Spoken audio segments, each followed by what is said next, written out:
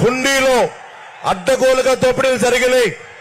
అడ్డగోలుగా స్వామివారు తిరుమల పవిత్రతని మన గతంలో వీళ్ళ నాయకులు కూడా చెప్పారు. 7 కొండల వాడికి 7 కొండలు దేనికి, 2 కొండలు చాలంటే మొత్తం ఏమైందో తెలుసు మీకు. ఎప్పుడు కూడా తిరుమల పవిత్రతని ఎవ్వరు అపవిత్రం చేద్దామనుకున్నా ఆయన నిజరూప దర్శనం గురువారం ఉంటుంది.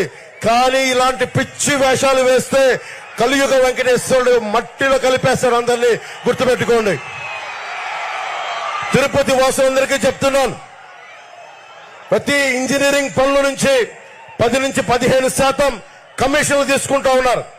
బెదిరించి మళ్లీ వాళ్ళే మన దగ్గర వసూలు చేసి తిరుమలలో కానీ అన్ని వసూలు చేసి మళ్లీ మన డబ్బులే మీ డబ్బులే మళ్లీ మీకు ఓట్ల రూపంలో ఇస్తా ఉన్నారు. అలాగే తిరుమల దేశం